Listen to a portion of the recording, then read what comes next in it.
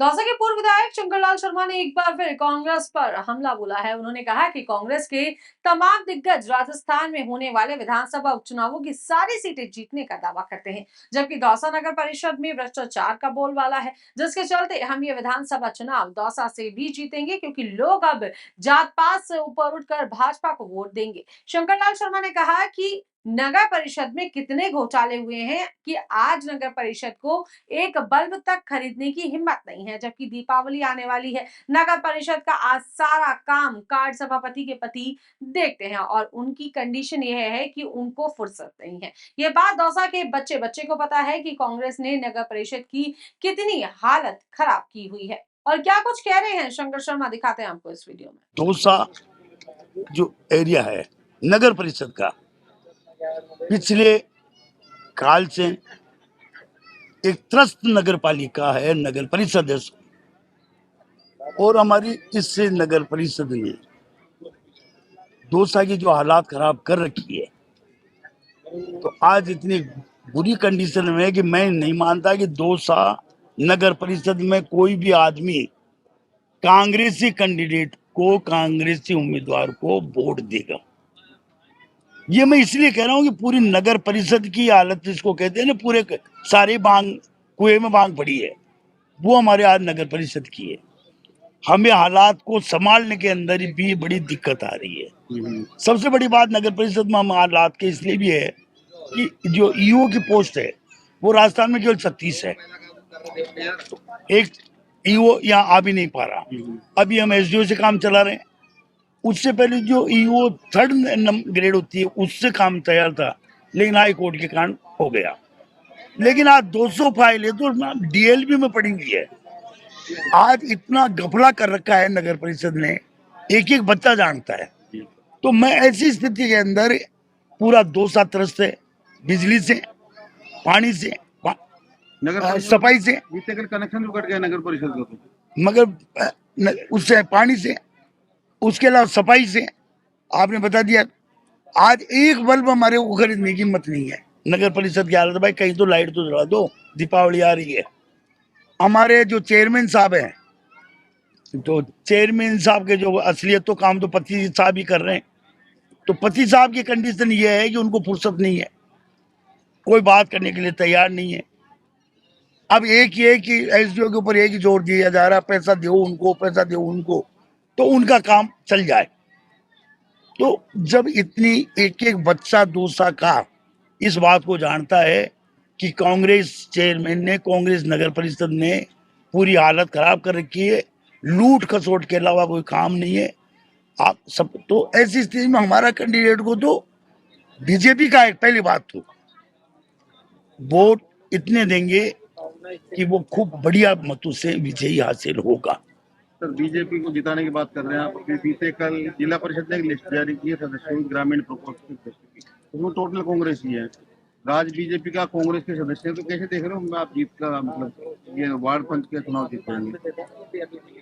ऐसा साहब, अब आप इसको आप कुछ भी समझ लीजिए कि हमारे जो कार्यकाल के अंदर चालू हुआ, आचार संहिता खत्म हुई। आचार संहिता खत्म होने के लिए बाद में कुछ दिनों के लिए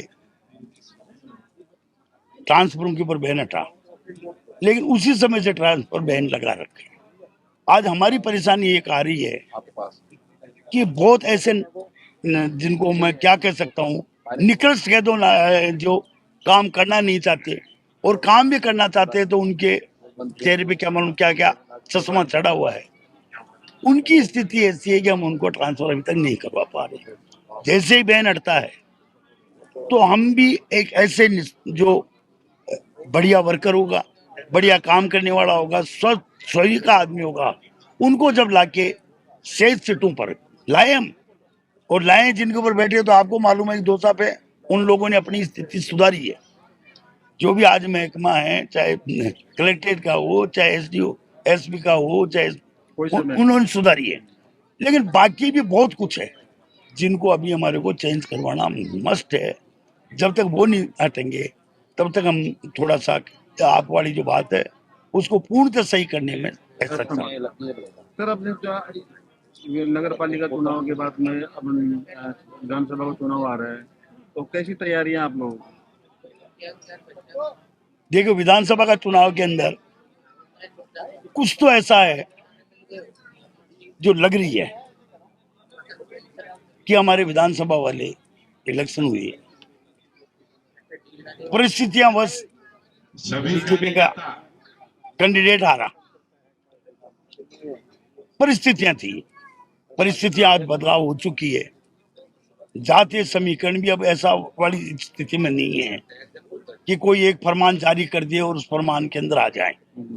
तो अब दौसा का वोटर केवल मात्र काम को, विकास को और सरकार को देख के ही वोट देगा कि बीजेपी की सरकार है, डबल इंजन की सरकार है, राजस्थान में और दिल्ली में भी बैठी है। तो हमें अगर दौसा का विकास करवाना है तो पहले भी बीजेपी के राज में विकास हुआ था और पुनः ये अगर दौसा का बनता है तो दौसा का विकास बीजेपी के उसमें है, ये आम जन समझ रहा है। और आम जन के अंदर हम आज 7-8 महीने जा रहे हैं, जब से चुनाव हुआ है रेगुलर हम जा रहे हैं, सबकी एक ही बात है साहब, जो गलतियां हो चुकी अब वो नहीं दोहराएंगे और बीजेपी के कैंडिडेट को हम जिताएंगे। तो मैं ये मान के चलता हूँ कि अब मौसम का है, बढ़िया मौसम है दौसा के अंदर, इतनी बढ़िया 18 साल बाद में, 15 साल बाद में बरसात हुई है, 2016 में हुई थी 8 साल में। तो ऐसे मौसम के अंदर अगर वो भी आएंगे तो दौसा का आनंद लेंगे, यही मैं मान के अभी कल दावा किया उन्होंने, बीते कल भी 6 की 6 सीटें लेके जा रहे हैं हम लोग। ऐसा है। वो कहाँ पर किया था उन्होंने? काम करने रामगढ़ आंधी में। यार वो तो पहले हमारी बीजेपी की वो है, अब वो बीजेपी की आंधी में जाके 6 सीटों की वो कर रहे हैं। डोटाला आचार्य जी कह रहे हैं फिर मैं क्या करूंगा, तुम सबों को ले जाएंगे तो वोटा सिर्फ 6 सीटों का दावा कर रहे हैं, फिर गहलोत जी क्या करेंगे? तो ऐसा है, देखो इनको करने दो।